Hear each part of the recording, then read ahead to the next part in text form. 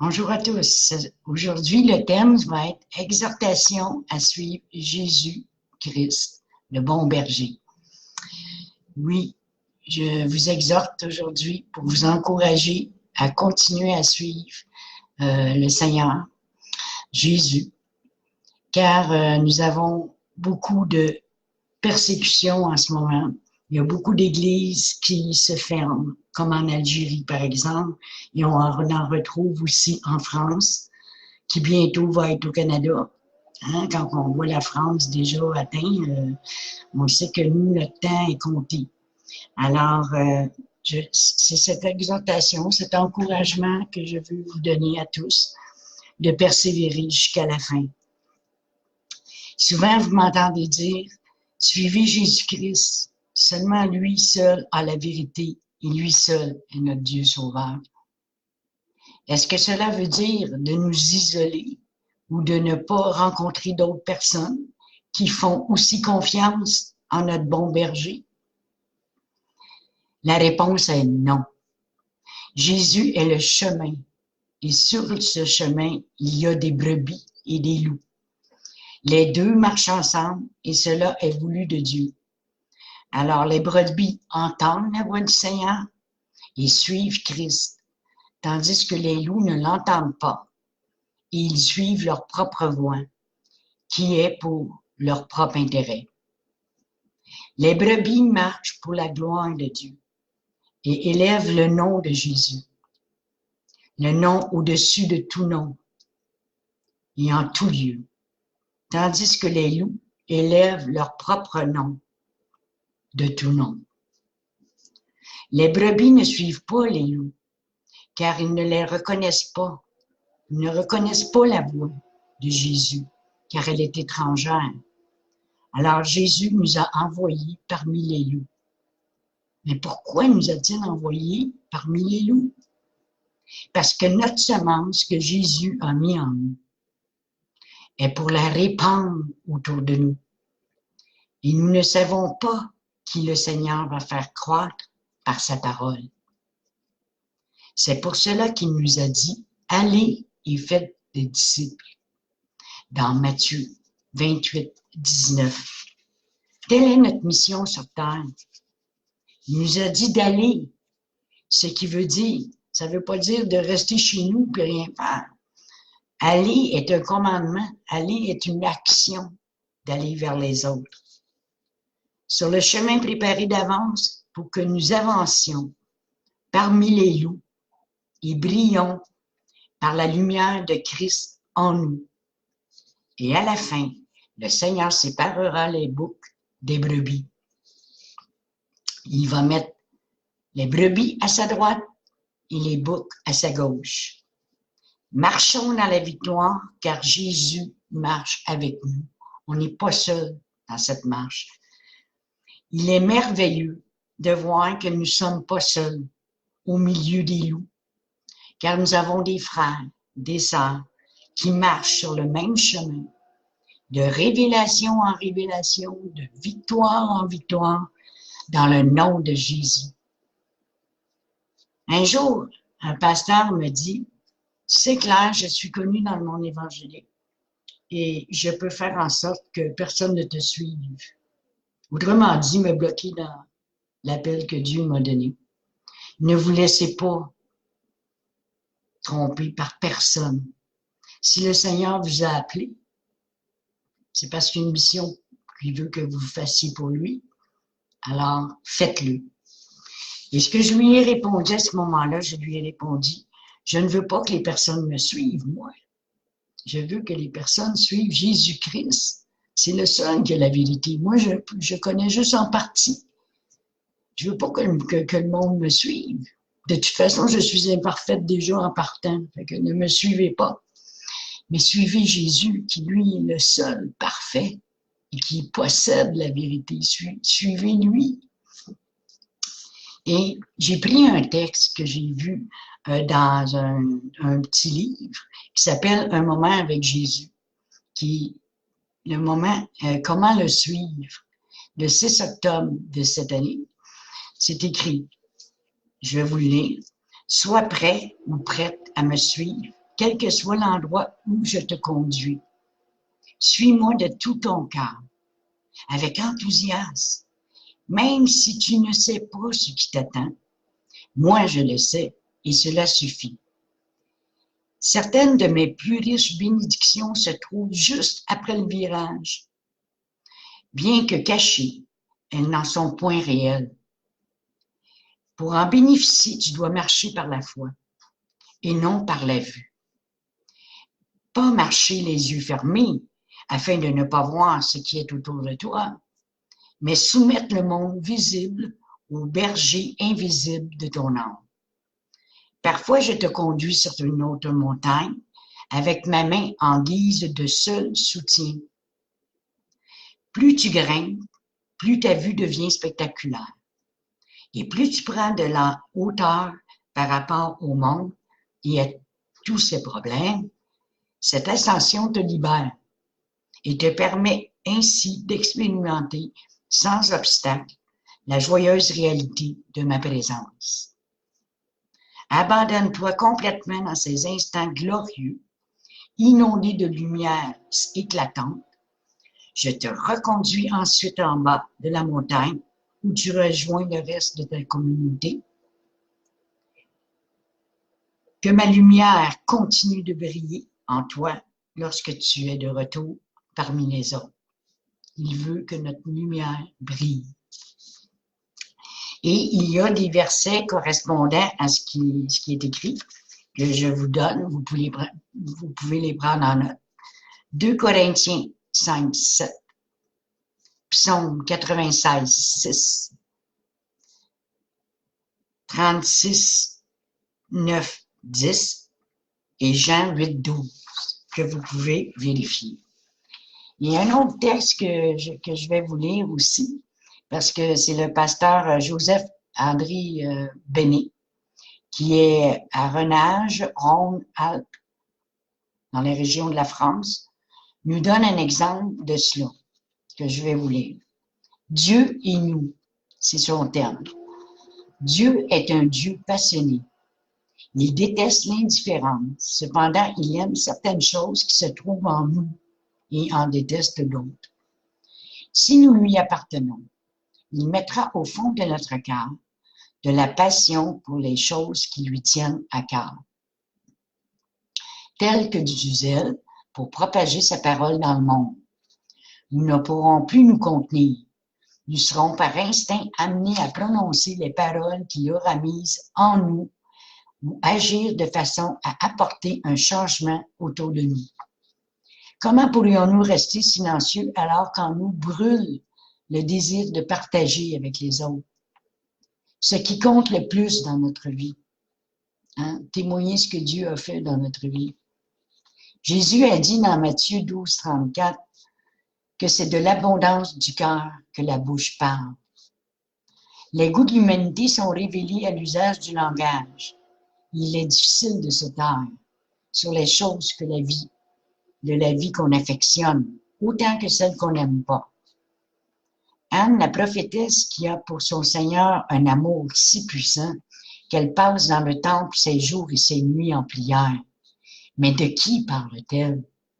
Elle parle bien évidemment de Jésus. Et à qui? À tous ceux qui sont dans Jérusalem, qui attendent la délivrance, nous dit Luc 2, 36, 38. Par ces mots, il y avait aussi une prophétesse, Anne, fille de Phanuel, de la tribu d'Aser. Elle était fort avancée en âge et elle avait vécu 7 ans avec son mari depuis sa virginité. Restée veuve, âgée de 84 ans. Voyez-vous, 84 ans. Et elle enseignait encore. Elle ne quittait pas le temple et elle servait Dieu, nuit et jour, dans le jeûne et dans la prière. Étant survenue, elle aussi, à cette même heure, elle louait Dieu. Et elle parlait de Jésus à tous ceux qui attendaient la délivrance de Jérusalem. Une pauvre veuve vient-elle au temple se plaindre de ses infirmités. Anne lui parle de Jésus qui vient de naître. Un péager y montre-t-il se frappant la poitrine en disant « Je suis un pécheur ». en entretien du Christ le Sauveur, à l'aveugle qui demande l'aumône, à la mère qui pleure son enfant, à l'Israélite qui eut sa vie dans les jeûnes, à tous ceux qui cherchent une délivrance quelconque, la prophétesse annonce toujours Jésus. C'est pour elle un besoin, car c'est de l'abondance de son cœur qu'elle s'exprime ainsi. Elle se sent délivrée par Jésus, il veut faire partager aux autres le soulagement qu'elle éprouve. Quand elle est seule, elle pense à lui. Dès qu'un Israélite s'approche, sa bouche s'ouvre et coule de ses lèvres les pensées qui jaillissent de son cœur. Est-ce que c'est cela que nous faisons nous-mêmes? Allons-nous vers l'humanité pour témoigner du changement que le Seigneur a fait dans nos vies, en parlant de nous seulement à ceux qui s'approchent de nous? Ou même les faisons-nous connaître auprès de ceux qui soupirent après une délivrance inconnue? Bien souvent, nous acceptons Christ comme notre libérateur. Nous voulons bien croire en lui, mais sans pour autant en parler aux autres. Dieu fera de nous le champion passionné d'une cause qui souvent sera étroitement liée à une expérience personnelle, soit un divorce, une dépression, une maladie grave ou un accident. Excusez. Un penchant pour une drogue ou toute autre expérience dramatique de notre passé sembleront ne plus avoir de poids dans notre vie, car Dieu préfère les gens passionnés pour accomplir ses desseins. Et il dit aux gens, soyez tous bénis.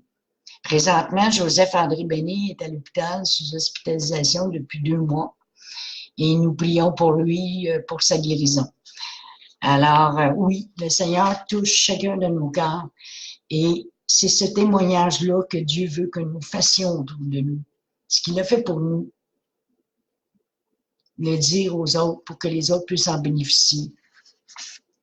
Pour moi, le moment déclencheur a été la maladie. Et maintenant, avec la guérison, ma foi est de plus en plus imprégnée en moi. Et je n'arrête pas, et je n'arrêterai pas. Je vais faire, je reste jusqu'à 84 ans, mais je vais faire comment? Je vais continuer à parler de Jésus, à exhorter, à encourager les gens à continuer à persévérer. Être heureux en tout temps, le fait d'être heureux en tout temps, c'est un état d'être, c'est un choix.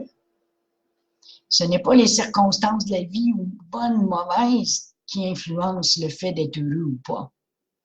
Juste le fait d'être en vie sur cette terre est miraculeux. Alors réjouissez-vous en toutes choses, car c'est cela, vivre pleinement heureux. Une personne me pose la question sur Facebook, comment expliquer à un nouveau chrétien de marcher par la foi? Des fois, c'est pas toujours évident. La réponse que je donne à cela, que c'est une bonne question. Mais ce que je peux vous répondre, par mon expérience personnelle, c'est de faire totalement confiance à Jésus-Christ dans tous les domaines de votre vie. Car il a des projets de bonheur pour vous. Pour chaque personne, il y a des projets de bonheur. Il veut notre bien. Il veut nous amener à être comme lui. Et c'est ça. C'est ça, suivre Jésus. Plus on va le suivre, plus il nous transforme. Ce n'est pas ce que nous voyons, les circonstances devant nous qui est la vérité. Notre réalité est faussée par la façon dont nous interprétons les événements qui sont devant nous, bonnes ou mauvaises. Mais quand nous regardons à Jésus, c'est la vérité de sa parole qui devient notre réalité. Voyez-vous, c'est la vérité que Jésus nous donne par sa parole qui devient notre réalité. Nous n'avons plus les mêmes pensées que nous avions avant. Nous avons maintenant les pensées de Christ. Méditer la parole, c'est la manger, la ruminer, l'avaler et la digérer. pour la faire pénétrer dans notre cœur. Et c'est ça, quand nous lisons la parole, le Saint-Esprit, l'Esprit de Dieu vient nous confirmer, vient nous révéler le message de Jésus et il l'imprègne dans notre cœur. Des fois, vous arrivez, vous parlez à quelqu'un et vous sortez un verset comme ça, tout de bonne main. Et puis vous êtes, mon Dieu, comment ça, je me souviens de ça et tout ça. Mais c'est ça, c'est par l'Esprit. C'est l'Esprit de Dieu qui vous le rappelle. Et là, vous dites, ah, hein, c'est un exemple, mais plusieurs exemples comme ça que l'on voit que le Seigneur a imprégné sa parole dans notre cœur. Aujourd'hui, pourquoi je vous exhorte à suivre Jésus seulement, le bon berger? Pourquoi je vous exhorte de cela? Parce qu'il y a des fausses doctrines. Il y a plein de philosophies qui sortent. Il y a plein de choses qui arrivent qui fait que le monde sont séduits. Ils veulent suivre ces doctrines-là ou ces philosophies-là. Mais le Seigneur a dit que qu'importe si même un ange vous amène un autre évangile, ne le croyez pas. Alors nous avons aussi le pape qui veut faire prochainement, le 14 mai prochain, une réunion pour faire une éducation mondiale. Ce qui veut dire que dans les écoles, tous les enseignants doivent être sur la même directive. Hein? C'est une pensée unique. Ça veut dire que tout le monde doit penser de la même façon. Ceux qui ne pensent pas de la même façon, ben, vont être exclus. Alors, voyez-vous, c'est ça.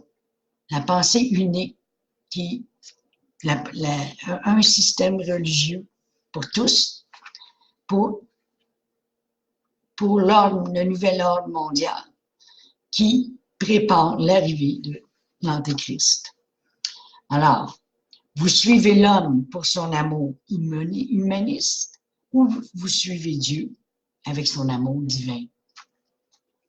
Dans Jean 8,12, Jésus leur parla de nouveau et dit, « Je suis la lumière du monde. Celui qui me suit ne marchera pas dans les ténèbres, mais il aura la lumière de la vie. » Alors voilà, je vous exhorte à ne vous laissez pas séduire par tout ce qui s'en vient, parce que tout ce qui s'en vient, c'est du côté humain. C'est l'homme qui fait cela. C'est pas sous les commandements de Dieu. Dieu nous unit dans l'amour fraternel, oui, mais dans l'amour de nos frères et de nos sœurs en Christ. Pas dans n'importe quelle religion ou un d'autre Dieu. Non, le Seigneur ne nous demande pas d'adorer d'autres dieux. Il veut qu'on l'adore lui seul. Il est le seul Dieu, le véritable. Dans Ésaïe 9,5, il dit, on l'appellera le Tout-Puissant, le Père éternel. Il est notre Père éternel.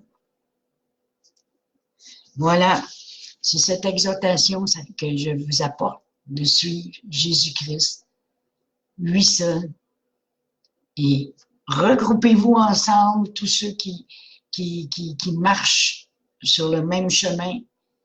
Et le Seigneur, à travers tout cela, va vous parler, va vous guider à savoir comment survivre à tout cela. Mais oui, le Seigneur est avec nous. Il va vous guider. Il y a des gens qui, dernièrement, il y a des gens qui leur ont demandé de quitter l'endroit d'où ils étaient pour s'en aller dans un autre endroit. Disons que moi, personnellement, ils ne m'ont pas demandé de quitter l'endroit où je suis, mais je pense que à chaque personne, à chacun de ses enfants, vous allez avoir des directives. Et je vous conseille fortement de les suivre. Et sans discuter même. Parce que quand le Seigneur a demandé à Abraham de quitter l'Égypte, il a obtempéré, il l'a fait. C'était pour délivrer, pour aller vers la terre promise que le Seigneur nous a permis. Nous, c'est pour nous préparer pour l'arrivée du Seigneur. Alors, suivez ces instructions selon ce qui est, faites ce qu'il vous a demandé de faire. Même si les gens vous critiquent, même si les gens disent « Oh non, le Seigneur ne se sert pas de toi. Tu sais, ton passé n'est pas digne de servir le Seigneur. Non, oubliez ça, là. On n'est plus là, là. On est dans un temps où il faut vraiment être dans la sanctification. Sortez de ce monde. Le Seigneur dit, sortez du milieu d'elle. Le Seigneur est bon. Il veut notre bien. Il veut qu'on soit à lui et qu'on lui fasse une confiance totale. Totale dans tous les domaines de notre vie. Et je vous le dis, vous allez être bénis. Et la joie dans votre cœur, malgré tout ce qui se passe à travers le monde, le Seigneur va installer une joie. Parce qu'on sait qu'il s'en vient bientôt. Alors là, on se prépare et on veut être debout quand il va arriver. Hein? Moi, personnellement, s'il arrive demain matin, mettons, j'aimerais ça être à l'œuvre pour qu'il dise, viens, fidèle et servante, viens vers moi. Oui. Et je suis certaine que c'est dans votre cœur, c'est ça que vous voulez. Alors, même si vous êtes toute seule, hein, vous pouvez sortir faire des commissions. Vous voyez quelqu'un qui est en peine, priez pour lui. Allez, faites l'action. C'est dans l'action que les bénédictions arrivent. Et puis aussi la foi. La foi qu'on a est renforcée. Le Seigneur nous renforce dans notre foi. Et c'est là qu'on va voir les miracles. Quand il dit, vous ferez des miracles aussi grands que moi, oui, nous allons en faire. Nous sommes dans ce temps où Dieu va nous utiliser puissamment. Alors, soyons dans l'action et ne lâchons pas Jésus à cause de ce que nous voyons dans le monde. Le monde, c'est le monde. Nous ne sommes pas de ce monde. Nous sommes dans le royaume de Dieu. Soyez tous bénis, mes amis. Amen.